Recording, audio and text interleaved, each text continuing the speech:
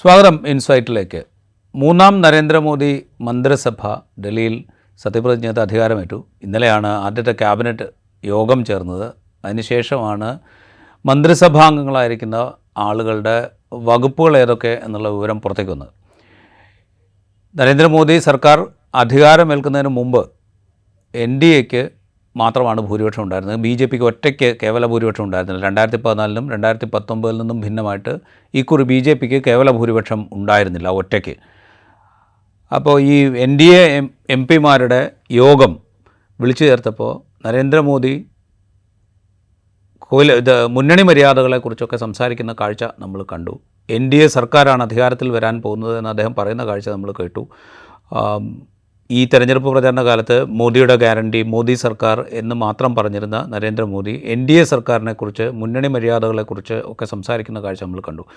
മന്ത്രിസഭാ രൂപീകരണത്തിലും വകുപ്പ് വിഭജനത്തിലും ഇതൊക്കെ പ്രതിഫലിച്ചിട്ടുണ്ടോ എന്നുള്ളതാണ് നമ്മൾ അനലൈസ് ചെയ്യുന്നത്. ഒപ്പം NDAയുടെ ഭാഗമായിരുന്ന JDU, TDP തുടങ്ങിയ പാർട്ടികൾ വലിയ സമ്മർദ്ദം ചെലുത്തുന്നു എന്നുള്ള വാർത്തകളൊക്കെ വന്നിരുന്നു. അതിൻ്റെ പ്രതിഫലനം ഈ മന്ത്രിസഭാ രൂപീകരണത്തിലും വകുപ്പ് വിഭജനത്തിലും ഒക്കെ ഉണ്ടായിട്ടുണ്ടോ? ഒറ്റ നോട്ടത്തിൽ നോക്കിയാൽ ഉണ്ടായിട്ടില്ല എന്നാണ് നമുക്ക് തോന്നുന്നത്. നമുക്ക് ഇൻസൈറ്റിൽ നമുക്കൊപ്പം ഉള്ളത് സീനിയർ ജേർണലിസ്റ്റായ AS സുരേഷ് കുമാറാണ്. സ്വാഗതം ഇൻസൈറ്റിലേക്ക്. BJPക്ക് ഒറ്റയ്ക്ക് ഭൂരിപക്ഷം ഇല്ലാതെയാണ് മന്ത്രിസഭ ഉണ്ടാക്കുന്നത്. ആ സമയത്ത് ഈ ഘടകകക്ഷികളുടെ സമ്മർദ്ദം വലിയ തോതിൽ ഉണ്ടാകാൻ സാധ്യതയുണ്ട്, പല ഡിമാൻഡുകൾ അവർ വയ്ക്കുന്നു, ഇങ്ങനെയുള്ള വാർത്തകളൊക്കെ പുറത്തേക്ക് വന്നിരുന്നു.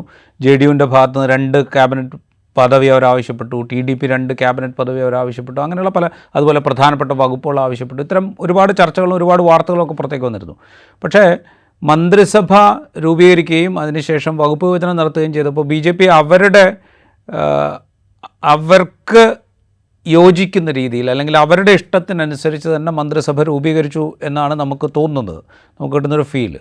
BJP അവരുടെ ഈ 1ഉം 2ഉം നരേന്ദ്രമോദി സർക്കാരുകളിൽ നിന്ന് ഭിന്നമായിട്ട് കേവല ഭൂരിപക്ഷം ഇല്ലാതെ അധികാരത്തിലേറിയിട്ടും അവരുടെ ഒരു അജണ്ടയ്ക്ക് ഒപ്പിച്ചു തുടങ്ങി എന്ന് തോന്നുന്നുണ്ടോ?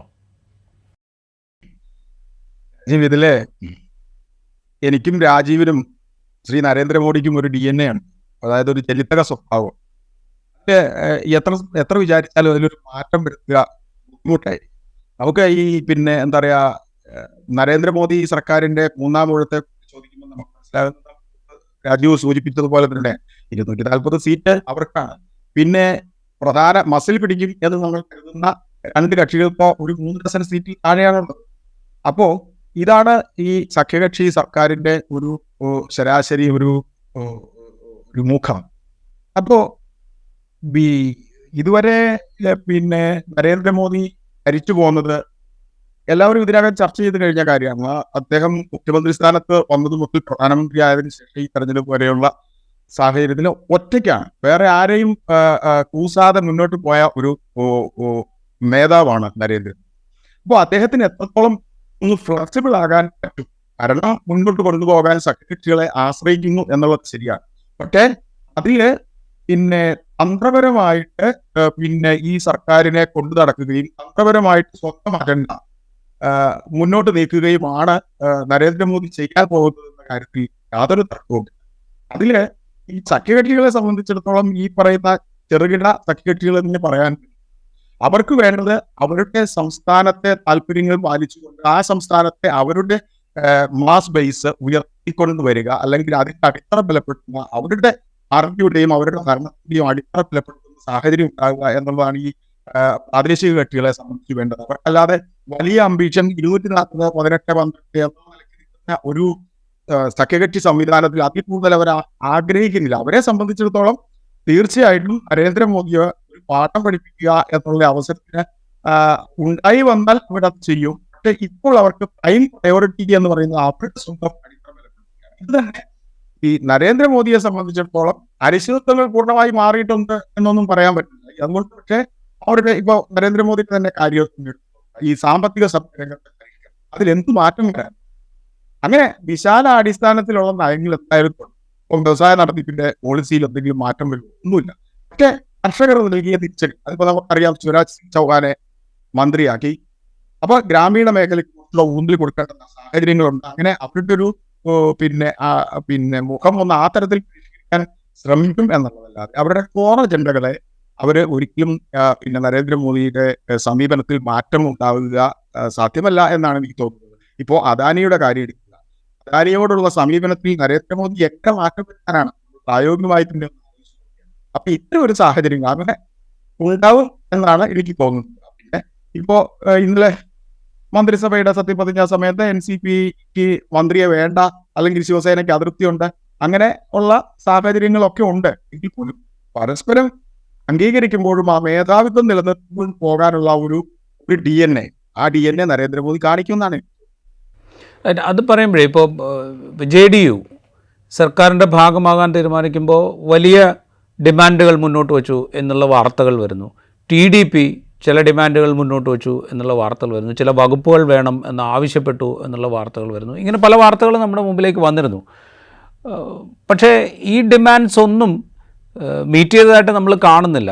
ഇപ്പോൾ 2 ക്യാബിനറ്റ് മന്ത്രി പദവി വേണം എന്നാവശ്യപ്പെട്ട JDUവിനും TDPക്കും 1 ക്യാബിനറ്റ് മന്ത്രി പദവി കൊണ്ട് തൃപ്തിപ്പെടേണ്ടി വരുന്നു. ഞാനതാ ചോദിക്കുന്നത്. അപ്പോൾ ഇവരൊക്കെ ഈ ഡിമാൻഡ് മുന്നോട്ട് വെച്ചു എന്ന് പറയുന്നത് അത് കേവലം ഒരു മാധ്യമ വാർത്തയ്ക്ക് വേണ്ടി നൽകപ്പെട്ട ചില സൂചനകൾ, അല്ലെങ്കിൽ ഞങ്ങളിങ്ങനെ ഡിമാൻഡ് വെച്ചിട്ടുണ്ട് എന്ന് പറയുക എന്നതിന് അപ്പുറത്തേക്കൊരു സമ്മർദ്ദ ശക്തി ആകാനൊന്നുമുള്ള ത്രാണി അല്ലെങ്കിൽ അത്തരം താല്പര്യങ്ങൾ തൽക്കാലമെങ്കിലും ഈ പാർട്ടികൾക്കില്ല എന്നാണോ നമ്മൾ മനസ്സിലാക്കേണ്ടത്? തീർച്ചയായിട്ടും അങ്ങനെ തന്നെയാണ് മനസ്സിലാക്കേണ്ടത്. ഇപ്പോൾ അവരുടെ, നേരത്തെ സൂചിപ്പിച്ച പോലെ തന്നെ, ഇപ്പോൾ അവരുടെ അജണ്ട എന്ന് പറയുന്നത് കേന്ദ്ര സർക്കാരിൽ നിന്ന് സാമ്പത്തികമായി പരമാവധി അമരാവതി രാജീവ് ശ്രദ്ധിച്ചിട്ടുണ്ടായിരിക്കും. പിന്നെ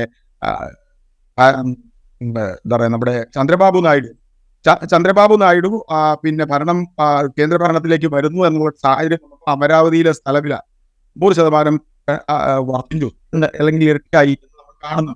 അപ്പൊ ഇതെങ്ങനെയാണ് വരുന്നത്? അപ്പൊ ചന്ദ്രബാബു നായിഡുവിനെ സംബന്ധിച്ചിടത്തോളം അമരാവതി അല്ലെങ്കിൽ ആന്ധ്രാപ്രദേശിന്റെ ഒരു വികസനത്തിന് വേണ്ടി കേന്ദ്രത്തിൽ നിന്ന് പരമാവധി ഫണ്ട് വാങ്ങുകയും ആ ഫണ്ട് വാങ്ങിക്കൊണ്ട് കാര്യങ്ങൾ മുന്നോട്ട് നീക്കുകയും ചെയ്യുക എന്നുള്ളതാണ് അവരുടെ ഒരു പ്രാഥമികമായ ലക്ഷ്യം. അതുകൊണ്ട് മാത്രമേ അവരുടെ പാർട്ടിയെയും പിന്നെ ചന്ദ്രബാബു നായിഡുവിനെ തന്നെയും ആന്ധ്രാപ്രദേശിൽ ഉറപ്പിക്കാൻ പറ്റും. ഇത് നിതീഷിനും ബാധകമാണ്. പ്രത്യേക സംസ്ഥാന പദവി ആവശ്യപ്പെട്ടു നിതീഷ് കുമാർ എന്നൊക്കെ പറയുന്നു. പിന്നെ ഈ പറഞ്ഞതുപോലെ കൂടുതൽ മന്ത്രിമാരെ കിട്ടിയാൽ നല്ലതല്ലേ? ആണ്. വാദിച്ചു നോക്കുന്നതിൽ കുഴപ്പമുണ്ടോ? ഇല്ല. പക്ഷെ അങ്ങനെ അതിനപ്പുറത്തേക്ക് അവര് പിന്നെ ഈ മുന്നണി ബന്ധം പൊട്ടിച്ചു പോകാൻ ഇപ്പോഴത്തെ സാഹചര്യത്തിൽ അവർ താല്പര്യപ്പെടുന്നില്ല.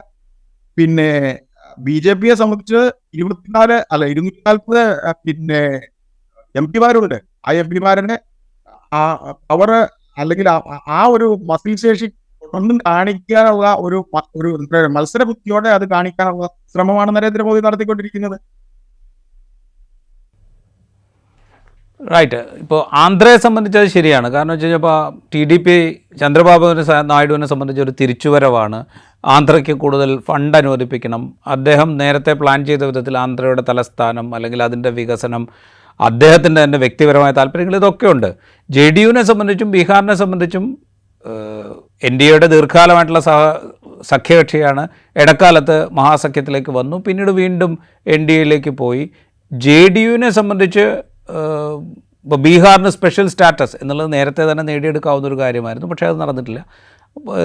സാമ്പത്തിക സഹായം എന്നുള്ളത് NDAയുടെ ഭാഗമായിരിക്കെ തന്നെ മുൻപ് മുഖ്യമന്ത്രി ആയിരിക്കുമ്പോൾ നേടിയെടുക്കാവുന്നതാണ്. അത് നടന്നിട്ടില്ല. അപ്പോൾ അവരെ സംബന്ധിച്ച് TDPയിൽ നിന്ന് ഭിന്നമായിട്ട് കുറെ കൂടെ പ്രഷർ ചെലുത്താൻ പറ്റുന്നൊരു സാഹചര്യം ഉണ്ടായിരുന്നില്ല. അത് നഷ്ടപ്പെടുത്തി എന്നില്ല. കാരണം എന്താണെന്നറിയാം, പിന്നെ ഈ ജനതാദൾ യുവിലെ അല്ലെങ്കിൽ നിതീഷ് കുമാറിന്റെ ഇപ്പോഴത്തെ അവസ്ഥ എന്താണ്? അദ്ദേഹം ഈ ചാടിക്കളിക്കുന്നതിനൊപ്പം വിശ്വാസ്യത കൂടി നഷ്ടപ്പെട്ടുകൊണ്ടേയിരിക്കുകയാണ്. ഒരു സത്യമാണ്. അപ്പൊ ഇപ്പൊ എന്താന്ന് വെച്ചാൽ BJPയുടെ തളലിൽ ഇങ്ങനെ ദുർബലനായി നിൽക്കുന്ന ഒരു നിതീഷ് കുമാറാണ്. ഇനി അദ്ദേഹത്തിന് ഒരിക്കലും വിചാരസഖ്യത്തിലേക്ക് ഉടനടിയും കൊണ്ടുചെല്ലാൻ പറ്റുകയില്ല. അപ്പൊ അതിനൊരു സാവകാശമൊക്കെ വേണം. ഇനി നാളെ ഒരുപക്ഷെ അത് നടക്കില്ലെന്ന് നമുക്ക് പറയാൻ പറ്റില്ല. രാഷ്ട്രീയമാണ്. പക്ഷെ ഇപ്പോഴത്തെ അവസ്ഥയിൽ BJPയേക്കാൾ അല്ലെങ്കിൽ പിന്നെ ബീഹാറിലെ ഇന്ത്യ മുന്നണിയിലേക്കാൾ ദുർബലനാണ് പേഴ്സണലി എടുത്തു നോക്കിയാൽ നിതീഷ് കുമാർ എന്ന് നമുക്ക് കാണാൻ പറ്റും. അപ്പോൾ അങ്ങനെയുള്ളൊരു നിതീഷ് കുമാറിന് അദ്ദേഹത്തിന്റെ ഒരു ബേസ്, അദ്ദേഹത്തിന്റെ ഒരു സ്വന്തമായിട്ടുള്ള ഒരു ഇടം ബലപ്പെടുത്തേണ്ടത് അടിയന്തര പ്രാധാന്യമുള്ള വിഷയമാണ്. സഖ്യകക്ഷി സംവിധാനം അദ്ദേഹം ഉപയോഗിക്കുന്നത് തന്നെ അതിനു വേണ്ടിയായിരിക്കും. അത് നോക്കുമ്പോഴേ ഇപ്പോൾ ജെ ഡി യുവിൻ്റെ കാര്യം സവിശേഷമായിട്ട് എടുത്തു കഴിഞ്ഞാൽ ജിതിൻ റാം മാഞ്ചിയുടെ പാർട്ടിക്ക് ഒരു MP ഉള്ളൂ, അവർക്കൊരു ക്യാബിനറ്റ് പദവിയുണ്ട്. നിതീഷ് കുമാറിനെ സംബന്ധിച്ച് അദ്ദേഹത്തിൻ്റെ ഈഗോ ഒരു വലിയ പ്രധാനപ്പെട്ട ഘടകമാണ്. 12 സീറ്റിൽ ജയിച്ച പാർട്ടിക്ക് ഒരു ക്യാബിനറ്റ് മന്ത്രി പദവിയും ഒരു സഹമന്ത്രി പദവിയും കൊണ്ട് മാത്രം തൃപ്തിപ്പെടേണ്ടി വരുമ്പോൾ അപ്പുറത്ത് ഒരു MP മാത്രമുള്ള ഒരു പാർട്ടിക്ക് ക്യാബിനറ്റ് പദവിയുണ്ട്. ഇത്തരം ഇഷ്യൂസൊക്കെ അവിടെയും ശക്തമായ ഒരു പിന്നെ രാഷ്ട്രീയം നമുക്ക് തെളിഞ്ഞാണ്. ചന്ദ്രാം ബാജി പിന്നൊക്കെ വിഭാഗ നേതാവാണ്. നമ്മള് പിന്നെ ബീഹാറിന്റെ BJP സമീപിക്കുന്നത് തീർച്ചയായിട്ടും ജാതി സെൻസസ് പോലെയുള്ള കണ്ടൻഷ്യസ് ഇഷ്യൂസ് മുമ്പിൽ നിൽക്കുന്ന ഒരു സംസ്ഥാനം എന്ന നിലയിൽ കൂടിയാണ്. അപ്പൊ ചന്ദ്രാം ബാജിയെ കൂടുതൽ പരിഗണിക്കുകയും എന്ന് വരുന്ന പിന്നോക്ക വിഭാഗത്തിന് കൊടുക്കുന്ന ഒരു സന്ദേശം കൂടിയാണ്. അപ്പൊ അതിനുവേണ്ടി തന്നെ പ്രത്യേകമായിട്ട് കരുതലോട് കൂടി ചിന്തിക്കുന്ന ഒരു ആക്ഷനായിട്ട് വേണം നമുക്ക് കാണാൻ. ജാതി സെൻസസിനെ സംബന്ധിച്ച് നിതീഷ് കുമാർ വളരെ ശക്തമായി മുന്നോട്ട് പോയാൽ പോലും ജാതി സെൻസസിന്റെ കാര്യത്തിൽ BJPക്കുള്ള സമീപനം നമ്മുടെ മുമ്പിലുണ്ട്. എന്താണെന്നത് തെരഞ്ഞെടുപ്പ് മുമ്പ് തന്നെ വളരെ നാടകങ്ങളിലൊക്കെ നമ്മൾ കണ്ട കാര്യം. റൈറ്റ്. ഇപ്പോൾ ഇപ്പുറത്തേക്ക് മഹാരാഷ്ട്രയിലേക്ക് വന്നാലോ, ഇപ്പോൾ ശിവസേന ഷിൻഡെ വിഭാഗം അല്ലെങ്കിൽ ഇപ്പോൾ ശിവസേന എന്ന ഒറിജിനൽ ശിവസേനയായിട്ട് അറിയപ്പെടുന്ന ആ വിഭാഗം, അവർ ഞങ്ങൾക്ക് ഇത്ര MP മാരുണ്ട്, ഞങ്ങൾക്ക് ആകെ ഒരു സ്വതന്ത്ര ചുമതലയുള്ള സഹമന്ത്രി സ്ഥാനം മാത്രമേ നൽകിയിട്ടുള്ളൂ, ഇങ്ങനെയുള്ള പരാതികളൊക്കെ ചെറിയ തോതിലെങ്കിലും ഉന്നയിക്കപ്പെടുന്നുണ്ട്. ഇതൊന്നും ഈ സർക്കാരിനെ ഒരു വിധത്തിലും ബാധിക്കാനിടയില്ല ഇപ്പോഴത്തെ ഘട്ടത്തിൽ എന്ന് നമുക്ക് ഉറപ്പിച്ച് പറയാൻ പറ്റും. തീർച്ചയായിട്ടും പറയാൻ പറ്റും. കാരണം ഇപ്പോ ഈ രണ്ട് സഖ്യകക്ഷികളെ മാത്രം പരിഗണിച്ചാലും ഈ മുന്നണി സംവിധാനം മുന്നോട്ട് നീക്കുന്നതിൽ നരേന്ദ്രമോദിക്ക് മുമ്പിൽ വിഷയങ്ങളില്ല. ഇനി നരേന്ദ്രമോദിയുടെ ഒരു ഫ്യൂച്ചർ ആക്ഷൻ പ്ലാൻ എന്തായിരിക്കും, അല്ലെങ്കിൽ മോദി അമിത്ഷാ ചെയ്യാൻ പോകുന്ന BJP ചെയ്യാൻ പോകുന്ന ഒരു പിന്നെ മൈക്രോ മാനേജ്മെന്റ് ഈ മുന്നണി സംവിധാനത്തിൽ എന്തായിരിക്കും? പരമാവധി ആളുകളെ എങ്ങനെയെങ്കിലും ദുർബലരാക്കുകയോ കൂടത്തിൽ ചേർത്ത് നിർത്തുകയോ വെട്ടി വീഴ്ത്തുകയോ ചെയ്യുന്ന സമീപനം ഈ മുന്നോട്ട് ഉള്ള മാസങ്ങളിൽ അല്ലെങ്കിൽ വർഷങ്ങളിൽ നമുക്ക് കാണാമല്ലോ. അതാണ് ഉണ്ടാകാൻ പോകുന്നത് തീർച്ചയായും. അപ്പൊ അങ്ങനെയുള്ള ഒരു പിന്നെ മുന്നണി സംവിധാനം അല്ലെങ്കിൽ മുന്നണി മര്യാദകളെല്ലാം പാലിച്ചുകൊണ്ട് എല്ലാ കക്ഷികൾക്കും വിശാലാടിസ്ഥാനത്തിലുള്ള പിന്നെ സ്വാതന്ത്ര്യവും അവകാശവും പിന്നെ അവരുടെ ആവശ്യങ്ങൾ പരിഗണിച്ചുകൊണ്ടുള്ള ഒരു ഒന്നും ഇത്തരത്തിലൊന്നും നമ്മൾ പ്രതീക്ഷിക്കാൻ പറ്റില്ല. അവര് ചെയ്യാൻ പോകുന്നത് ഏറ്റവും അടുത്ത സന്ദർഭത്തിൽ ഏറ്റവും വീക്കാക്കാൻ പറ്റുന്ന, ഏറ്റവും ദുർബലരാക്കാൻ പറ്റുന്ന ആളുകൾ ആരാണോ അവരെ ദുർബലരാക്കുക എന്നുള്ള നയം തന്നെയായിരിക്കും നരേന്ദ്രമോദി മുന്നോട്ട് കൊണ്ടുപോകുന്നത്. ഇപ്പൊ ഭരിക്കാൻ ഇവരുടെ ഒക്കെ സഹായം ആവശ്യമാണെങ്കിൽ പോലും പിന്നെ ഈ പറയുന്ന ശിവസേനക്കായാലും ശരി, അല്ലെങ്കിൽ അജിത് പവാർ ഭട്ടത്തിനായാലും ശരി, അവർക്ക് BJPയുടെ സഹായം ഇല്ലെങ്കിൽ അവരാരാണ്? അതാണല്ലോ. അല്ലെങ്കിൽ ഇപ്പോ തീർച്ചയായിട്ടും ഈ പറഞ്ഞ ശിവസേനയ്ക്ക് അപ്പുറത്തേക്ക് പോകാൻ പറ്റുന്ന ഒരു സാഹചര്യം ഉണ്ടെങ്കിൽ ഓക്കെയാണ്. അത് പറ്റുമോ? ഷിൻഡെ പക്ഷത്തിന് ഇപ്പോ ശിവസേന അപ്പുറത്തേക്ക് ചാടി ചെല്ലാൻ കഴിയുന്ന ഒരു സാഹചര്യം ഈ തെരഞ്ഞെടുപ്പിന് തൊട്ടടുത്ത സന്ദർഭങ്ങളിൽ ഇല്ലല്ലോ. അത് പിന്നെ ഭാവിയിൽ ഉണ്ടാകുമായിരിക്കും, നമുക്കറിയില്ല. പക്ഷെ ഇപ്പോ BJPയെ താങ്ങി തന്നെ നിന്നേ പറ്റൂ.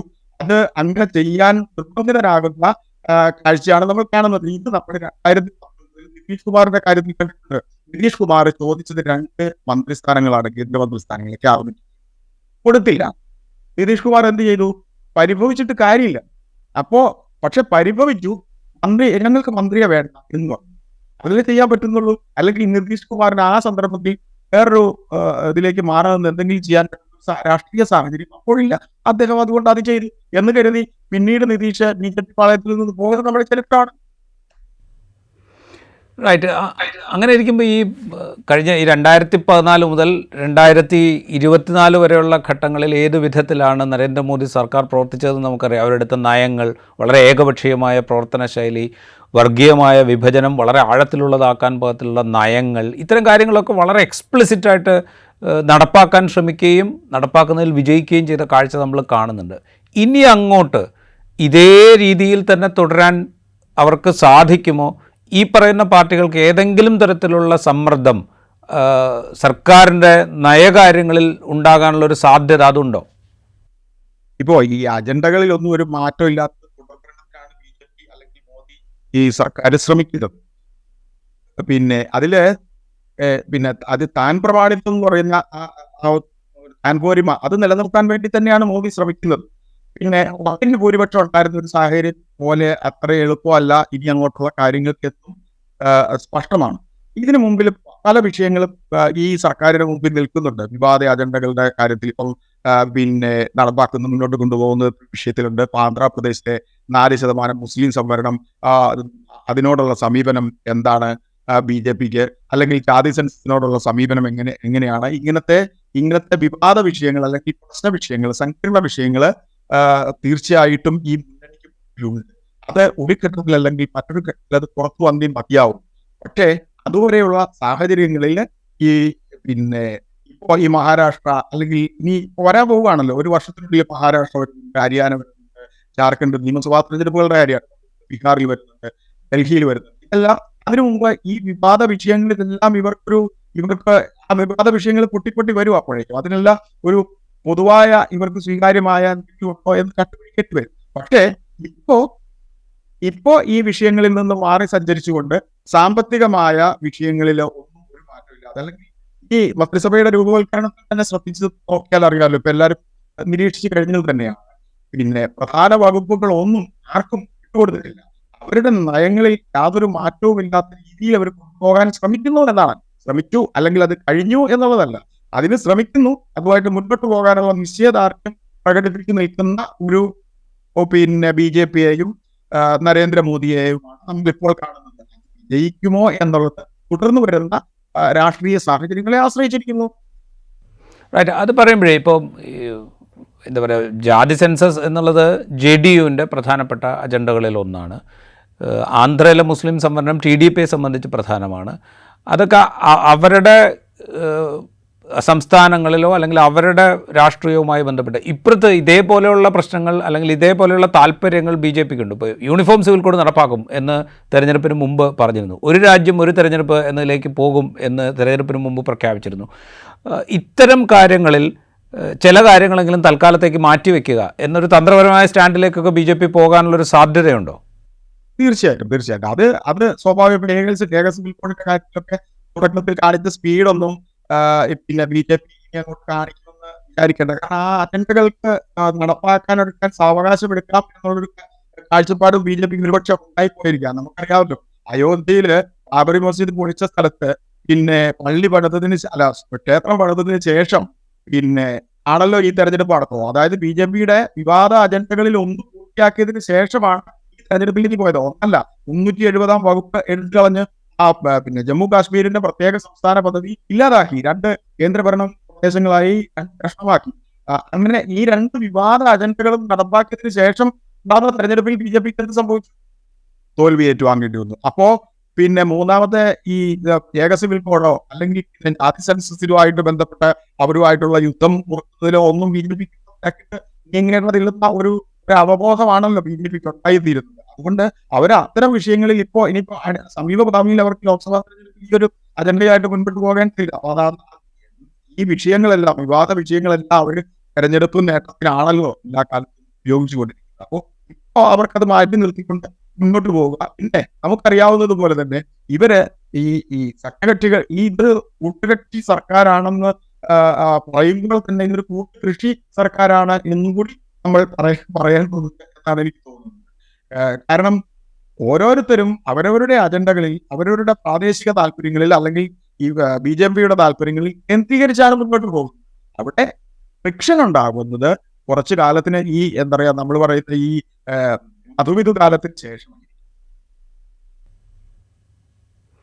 റൈറ്റ്. നമ്മൾ BJP-യുടെ മന്ത്രിസഭയിലേക്കുള്ള തെരഞ്ഞെടുപ്പിലേക്ക്, ഇപ്പോൾ കഴിഞ്ഞ മന്ത്രിസഭയിലോ അതിന് മുമ്പത്തെ മന്ത്രിസഭയിലോ ഒക്കെ ഉണ്ടായിരുന്ന ഏതാണ്ട് എല്ലാ ആളുകളും ഇതേ മന്ത്രിസഭയിലും തുടരുകയാണ്. അപ്പോൾ BJP-ക്ക് അകത്തുള്ള ഒരു അധികാര സമവാക്യം അത് വളരെ കൃത്യമായിട്ട് അങ്ങനെ വലിയ എന്താ പറയുക തകരാറുകളൊന്നും ഇല്ലാതെ കൊണ്ടുപോവുക എന്നുള്ള ഒരു വളരെ പ്ലാൻഡ് ആയിട്ടുള്ളൊരു എഫേർട്ടാണോ ഇപ്പോൾ നരേന്ദ്രമോദി എടുത്തിരിക്കുന്നത്?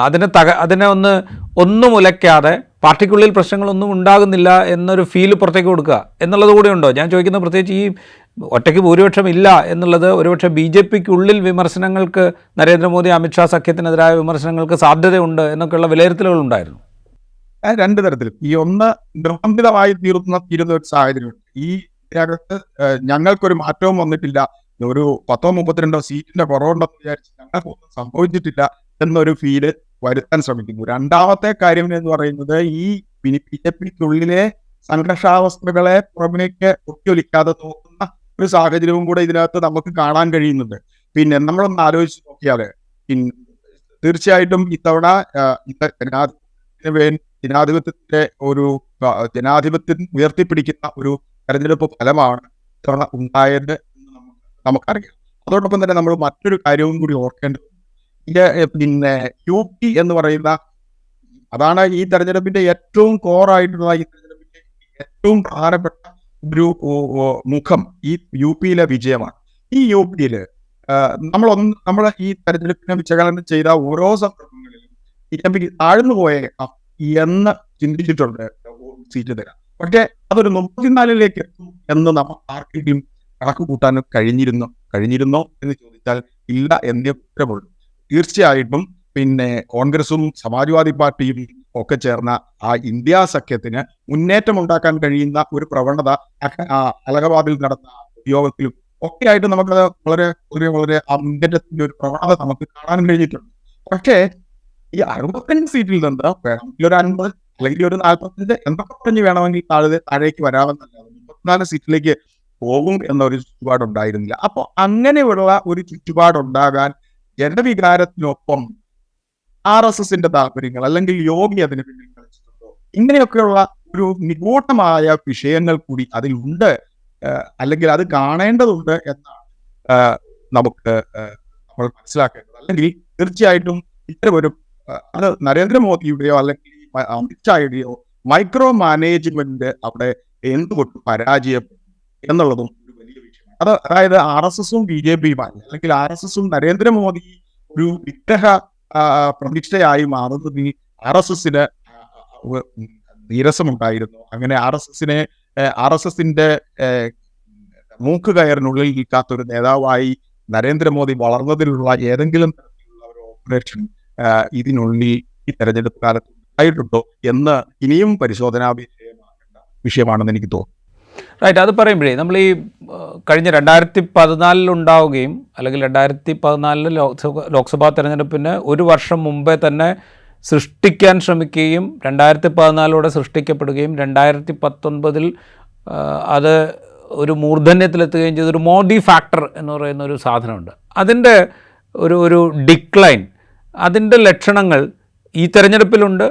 തെരഞ്ഞെടുപ്പിന് ശേഷമുള്ള മന്ത്രിസഭാ രൂപീകരണത്തിൽ ഏതെങ്കിലും വിധത്തിൽ അത് റിഫ്ലക്റ്റ് ചെയ്തിട്ടുണ്ടോ? അതുകൊണ്ടാണോ ഈ അതേ ടീമിനെ തന്നെ നിലനിർത്തുക, പ്രധാനപ്പെട്ട നേതാക്കളെയൊക്കെ പ്രധാനപ്പെട്ട ആ പോസ്റ്റുകളെ ആ വകുപ്പുകളിൽ തന്നെ നിലനിർത്തിക്കൊണ്ട് മുമ്പോട്ട് പോവുക എന്നുള്ള ഒരു സ്റ്റാൻഡിലേക്ക് മോദി അമിത്ഷാ സഖ്യം എത്തിയിട്ടുണ്ടാവുക? ഈ നമുക്കറിയാവുന്നത് 2014 നിന്ന് 2019 മന്ത്രിസഭാ രൂപവൽക്കരണ സമയത്തിലേക്ക് വന്നാൽ അത് മോദി അമിത്ഷാമാരുടെ മാത്രം കയ്യിൽ നിൽക്കുന്ന ഒരു BJPയുടെ ഭരണമാണ്.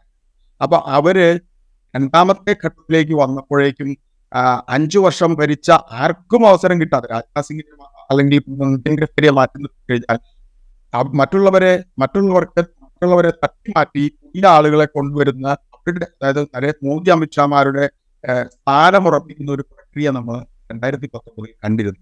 അത് 5 വർഷം അങ്ങനെ തുടർന്ന് പോവുകയും ഇത്തവണ അതിനുള്ള സാഹചര്യം മോദിക്ക് മുമ്പിലില്ല എന്ന് തന്നെ നമ്മൾ വായിക്കേണ്ടതുണ്ട്. കാരണം നിതിൻ ഗഡ്കരിയെ മാറ്റാൻ കഴിഞ്ഞിട്ടുണ്ടോ? ഇല്ല. അതുപോലെ തന്നെ നിർമ്മല സീതാരാമനെ പോലും മാറ്റാൻ കഴിഞ്ഞിട്ടില്ല. അത് മോദിയുടെ കൂടെ ഒരുപക്ഷെ താല്പര്യം വേണമെങ്കിൽ പറയാവുന്ന, പക്ഷെ എങ്കിൽ പോലും ഇത് മോദിയുടെ മാത്രം അല്ലെങ്കിൽ അമിത്ഷായുടെ മാത്രം താല്പര്യങ്ങൾ മുൻനിർത്തിയുള്ള ഒരു മുഖങ്ങളല്ല ഈ കേന്ദ്രമന്ത്രിസഭയിൽ ഉണ്ടായിരിക്കുന്നത് എന്ന് തീർച്ചയായിട്ടും നമുക്ക് കാണാൻ പറ്റും. അത് മോദിയുടെ അപ്രമാദിത്വം, താൻപോരിമ, അത് ഈ ഭരണത്തിൽ കുറഞ്ഞു വന്നിരിക്കുന്നു. ഇനി നാളെ ഒരുപക്ഷെ അടുത്ത ഒരു ലോക്സഭാ തെരഞ്ഞെടുപ്പിൽ നരേന്ദ്രമോദിയാണോ BJPയെ നയിക്കുക എന്ന ചോദ്യമാണ് ഈ സമയത്ത്. അരവിന്ദ് കെജ്രിവാൾ പറഞ്ഞല്ലോ 75 വയസ്സിൽ നരേന്ദ്രമോദി മാറുന്നതിനെ കുറിച്ചൊക്കെ പറഞ്ഞല്ലോ. ഇനി ഒരു 2.5 വർഷം കഴിയുമ്പോൾ നരേന്ദ്രമോദിക്ക് പകരം മറ്റൊരാളാവും പറയാൻ പറ്റുന്നില്ല. കാരണം മുന്നണി സംവിധാനത്തിലുള്ള സാഹചര്യങ്ങൾ മാറിക്കഴിഞ്ഞാൽ, അല്ലെങ്കിൽ മുന്നണി താല്പര്യങ്ങളോ അല്ലെങ്കിൽ BJPക്കുള്ളിലെ താല്പര്യങ്ങളോ അതൊരു വളരെ അസർട്ട് ചെയ്ത് വന്നു കഴിഞ്ഞാൽ ചിലപ്പോൾ അങ്ങനെ ഒരു സാഹചര്യം തന്നെ ഉണ്ടായിക്കൊള്ളുന്നില്ല. എന്തായാലും ഇപ്പോൾ സംഭവിച്ചിരിക്കുന്ന ഇപ്പോഴത്തെ ഒരു പ്രശ്നം, BJP നേരിടുന്ന പ്രശ്നം എന്ന് പറയുന്നത്, ഇനിയൊരു കേവല ഭൂരിപക്ഷത്തിലേക്ക് എത്താൻ BJPക്ക് വല്ലാതെ പ്രയത്നിക്കേണ്ടി വരും. അത് ഇപ്പോ നമ്മളൊരു ബലൂൺ പൊട്ടിക്കുന്നത് പോലെ നരേന്ദ്രമോദി എന്ന ചായ പൊട്ടിക്കുകയാണ്. അപ്പോൾ അതുകൊണ്ട് ഈ അജണ്ടകൾ ഇല്ലാതായി തീർന്നിരിക്കുകയാണ്. 3 അജണ്ടകളിലൂന്നിയാണ് പതിറ്റാണ്ടുകൾ BJP മുദ്രാവാക്യം മുന്നോട്ട് വെച്ചുകൊണ്ടാണ് മുന്നോട്ട് പോയത്. ആ 3 അജണ്ടകളെയും അതിൽ ഏകസ്വരൂപത്തോടും ഒഴികെ ബാക്കി ഈ പ്രസക്തം പോലും അല്ലാതായി മാറിക്കഴിഞ്ഞു. അപ്പോൾ ഇതിൽ നിന്ന് ഈ BJPയുടെ വിദ്വേഷ രാഷ്ട്രീയം എങ്ങനെ വീണ്ടും ഉയർത്തെഴുന്നേൽപ്പിക്കാമെന്നുള്ള പുതിയ അജണ്ടകളിലേക്ക് പോകേണ്ടതുണ്ട്. അത് നരേന്ദ്രമോദി ഈ സഖ്യകക്ഷികളുടെ സാന്നിധ്യത്തിൽ നിന്നുകൊണ്ട് അല്ലെങ്കിൽ സഖ്യകക്ഷികളുടെ തണലിൽ താങ്ങിൽ നിന്നുകൊണ്ട് എത്രത്തോളം മുന്നോട്ട് നീക്കാൻ അദ്ദേഹത്തിന് കഴിയും എന്നുള്ളത് നോക്കേണ്ടതാണ്. ഞാൻ അവസാനമായിട്ടൊരു കാര്യം കൂടി ചോദിച്ചോട്ടെ. ഇപ്പോൾ കഴിഞ്ഞ 2 ലോക്സഭകളിൽ നിന്ന് ഭിന്നമായിട്ട് കുറെ കൂടെ ശക്തമായൊരു പ്രതിപക്ഷ നിര അവിടെ ഉണ്ട്. 232 അംഗങ്ങൾ ഇന്ത്യ ബ്ലോക്കിലുണ്ട്. എന്ത് മാറ്റമാണ് ഈ ശക്തി, ഈ പ്രതിപക്ഷത്തിൻ്റെ ശക്തി പാർലമെൻറ്റിൻ്റെ പ്രവർത്തന രീതിയിൽ ഉണ്ടാക്കാൻ പോകുന്നത് എന്നുള്ളതൊരു പ്രധാനപ്പെട്ട കാര്യമായിട്ട് എനിക്ക് തോന്നുന്നു. കാരണം ഇപ്പോൾ കഴിഞ്ഞ പാർലമെൻറ്റിൻ്റെ അവസാന ഘട്ടത്തിലൊക്കെ പ്രതിപക്ഷത്തിൻ്റെ അംഗങ്ങളെ മുഴുവൻ സസ്പെൻഡ് ചെയ്തുകൊണ്ട് പാർലമെൻറ്റ് മുന്നോട്ട് പോകുന്ന കാഴ്ച നമ്മൾ കണ്ടു. പ്രധാനമന്ത്രി തന്നെ വളരെ അപൂർവമായി പാർലമെൻറ്റിൽ വരുന്ന കാഴ്ചയാണ് കഴിഞ്ഞ 10 വർഷമായിട്ട് നമ്മൾ കണ്ടുകൊണ്ടിരിക്കുന്നത്. ഇത്തരം കാര്യങ്ങളിലൊക്കെ വലിയൊരു മാറ്റത്തിനുള്ളൊരു സാധ്യത ഈ പ്രതിപക്ഷത്തിൻ്റെ അംഗബലം കൂടിയതുകൊണ്ടുണ്ടോ? പ്രതിപക്ഷത്തിൻ്റെ അംഗബലം കൂടിയതിനൊപ്പം അതിന്റെ ഗുണമേന്മയെ കൂടി അതിനെ ആശ്രയിച്ചിരിക്കുന്നു. അതായത് മുന്നോട്ട് വെക്കുന്ന നേതാക്കളുടെ ഫലപ്രദമായ ഇടപെടലുകളാണല്ലോ പാർലമെന്റിൽ സർക്കാരിനെ പ്രതിരോധത്തിലാക്കാൻ പോരുന്നത്. അപ്പോൾ അങ്ങനത്തെ സമീപനം, അങ്ങനത്തെ അറ്റാക്ക് ചെയ്യാൻ പറ്റിയ നേതാക്കളുണ്ടോ എന്നതൊരു വലിയ വിഷയമായിരിക്കും. അതനുസരിച്ച് തെരഞ്ഞെടുക്കുന്ന തെരഞ്ഞെടുപ്പ് അതിനനുസരിച്ചുള്ള നേതൃത്വ പദവിയിലേക്കുള്ള തെരഞ്ഞെടുപ്പുകൾ പ്രധാനമാണെന്ന് വരുന്നു. പക്ഷേ 52 സീറ്റ് മാത്രം ഉണ്ടായിരുന്ന കോൺഗ്രസിന് ഇപ്പോ പിന്നെ ഏറ്റവും ഒടുവിൽ പപ്പു യാദവ് വന്നത് 101 സീറ്റിലേക്ക് എത്തിയിട്ടുണ്ട്. അപ്പോൾ ഈ കോൺഗ്രസിന് ഒരു പ്രതിപക്ഷ നേതൃ പദവി കൊടുത്തേ മതിയാവുള്ളൂ. ഒരു ഡെപ്യൂട്ടി സ്പീക്കർ സ്ഥാനം കഴിഞ്ഞ ലോക്സഭയിൽ ഉണ്ടായിരുന്നില്ല, അനുവദിച്ച് കൊടുത്തേ മതിയാവുള്ളൂ. അതുപോലെ പിന്നെ ഇത്രയും പേരുടെ അറ്റാക്കിനെ പ്രതിരോധിക്കേണ്ട ഒരവസ്ഥയും ഈ ഭരണപക്ഷത്ത് ഉണ്ടാവുകയാണ്. അതൊരു കൂടുതൽ വിഷയങ്ങളിൽ സങ്കീർണമായ വിഷയങ്ങൾ വരുമ്പോൾ സർക്കാരിനെ പ്രതിരോധത്തിലാക്കാൻ പര്യാപ്തമാണ്. പക്ഷേ ഇവര് അജണ്ടകള് അവരുടെ ഈ വിവാദ അജണ്ടകൾ മാറ്റി നിർത്തിക്കൊണ്ട് ബിസിനസ് അജണ്ടകളും കാര്യങ്ങളും മുന്നോട്ട് പോകുന്നത് നമുക്ക് കാണാൻ കഴിയും. അതിനെ കൂടുതൽ ശക്തമായി പ്രതിപക്ഷം കരുത്തോടെ പ്രതികരിക്കും, നേരിടും എന്നാണ് നമ്മൾ കാണേണ്ടത്. അതിനൊത്ത് പിന്നെ സഖ്യകക്ഷികൾ അതാത് സമയത്തെടുക്കുന്ന നയം ആണ് ഇതിന്റെ ഈ ആക്രമണോത്സുകതയുടെ മറ്റൊരു മുഖം അല്ലെങ്കിൽ ഒരു പോർമുഖം തുറക്കുക എന്നും കൂടി നമ്മൾ കാണേണ്ടത്. സ്പീക്കർ തെരഞ്ഞെടുപ്പ് സത്യത്തിൽ ഒരു സഖ്യകക്ഷിക്ക് വിട്ടുകൊടുക്കേണ്ടതാണ് എന്ന് നമ്മൾ പൊതുവായി ചിന്തിക്കുന്നു. പക്ഷേ സ്പീക്കർ സ്ഥാനം പിന്നെ BJP ആർക്കെങ്കിലും വിട്ടുകൊടുക്കാൻ പോകുന്നു. BJP വിട്ടുകൊടുത്തില്ലെങ്കിൽ സഖ്യകക്ഷികളായ പാർട്ടികളെ ഏതേത് സമയത്താണ് BJPയുടെ ഇന്നാമ്പുറം നീക്കത്തിലൂടെ പിളർപ്പ് അങ്ങനെ തുടങ്ങിയുള്ള കാര്യങ്ങളിലേക്ക് നയിക്കുക എന്ന് നമുക്ക് പറയില്ല. കാരണം സ്പീക്കർ സ്ഥാനം അത്രത്തോളം പ്രധാനമാണ്, രാജീവിന് അറിയാവുന്നത്. അപ്പൊ അത്തരം സാഹചര്യങ്ങളെ ലോക്സഭയിൽ തന്ത്രപരമായിട്ടും പിന്നാമ്പുറ നീക്കത്തിലൂടെ നേരിടാനുള്ള ഒരു പദ്ധതിയാണ് BJP ഇപ്പോൾ തയ്യാറാക്കി വെച്ചത്. അതൊരു യാഥാർത്ഥ്യം.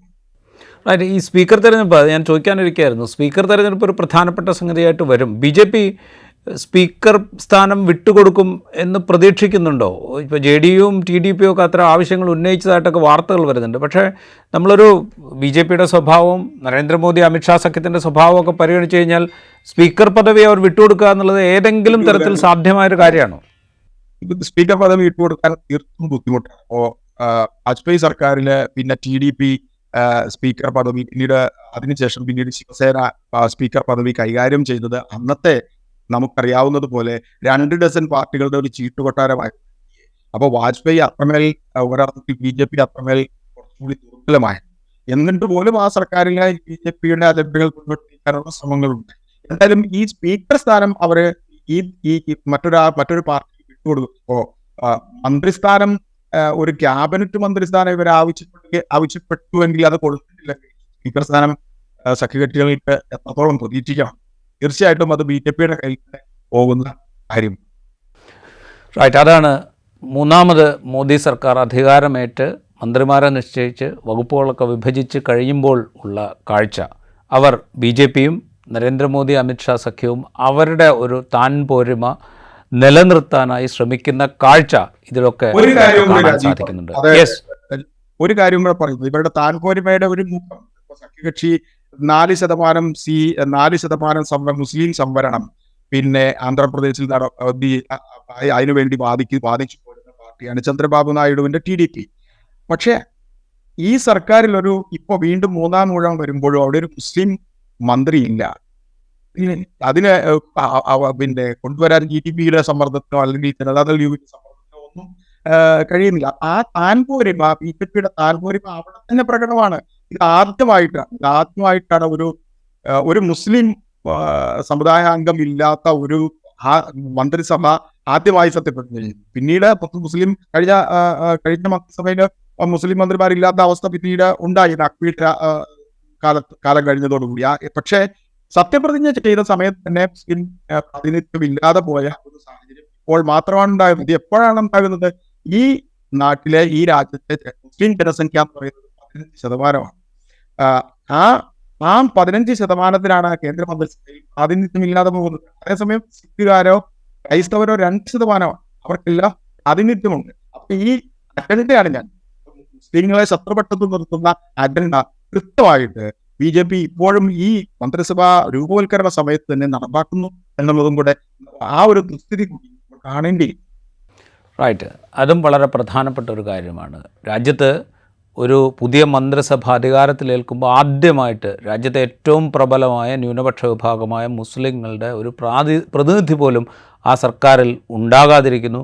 BJPക്ക് കേവല ഭൂരിപക്ഷം ഇല്ലാതിരുന്നിട്ട് പോലും അതിൻ്റെ പ്രാതിനിധ്യം ഉറപ്പാക്കാൻ സഖ്യകക്ഷികൾക്ക് പോലും സാധിക്കാതിരിക്കുന്നു. അങ്ങനെ വരുമ്പോൾ ഈ താൻപോരിമ BJPയുടെയും നരേന്ദ്രമോദി അമിത്ഷാ സഖ്യത്തിൻ്റെയും താൻപോരിമ നിലനിർത്താൻ അവർ നടത്തുന്ന ശ്രമങ്ങൾ എത്രത്തോളം വലുതും തന്ത്രപരവുമാണ് എന്ന് നമുക്ക് ബോധ്യപ്പെടുന്നു കൂടിയുണ്ട്. വരും ദിവസങ്ങളിൽ അറിയാം എങ്ങനെയാണ് സർക്കാരിൻ്റെ മുന്നോട്ട് പോക്ക്. പ്രതിപക്ഷം 232 അംഗങ്ങളുണ്ട് ഇന്ത്യ ബ്ലോക്കിന്. അവരുടെ പ്രവർത്തനം എത്രമാത്രം ഊർജ്ജസ്വലമാണ് എന്നൊക്കെ നമുക്ക് കാത്തിരുന്ന് കാണാം. ഇൻസൈറ്റിൻ്റെ ഈ എപ്പിസോഡ് ഇവിടെ പൂർത്തിയാവുന്നു. മറ്റെപ്പിസോഡുമായി വീണ്ടും കാണാം.